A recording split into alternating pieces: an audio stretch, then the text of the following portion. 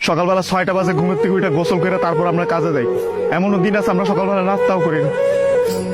রাতের 8টার পরে আসি কাজ থেকে, আইসা যে খানা খামো ওই শক্তিটাও থাকে না, সেখানে আমাদেরকে রান্না করে তারপর খাইতে হয়। আমাদের কোনো ছুটি নাই। একদিন আমরা ছুটি পাই, ওই দিন আমরা ঘর গুছাইতে, কাপড় ধুইতে, এটা সেটা করতে করতে চলে যায়। কাপড় ধোয়ার জন্য যে মানুষ রাখবো, মানুষ রাখলে তো টাকা যাবে, বেতন দিতে হবে ওদের।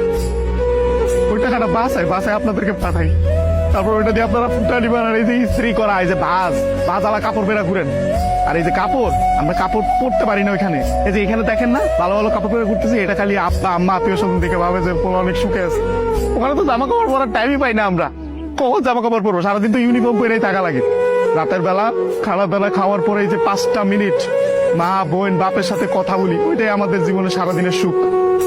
সারাদিন কষ্ট করে ওই যে 5টা মিনিট মায়ের সাথে কথা বলবো, এটার জন্য 16 ঘন্টা 18 ঘন্টা করে আমাদের চাকরি করা হয়।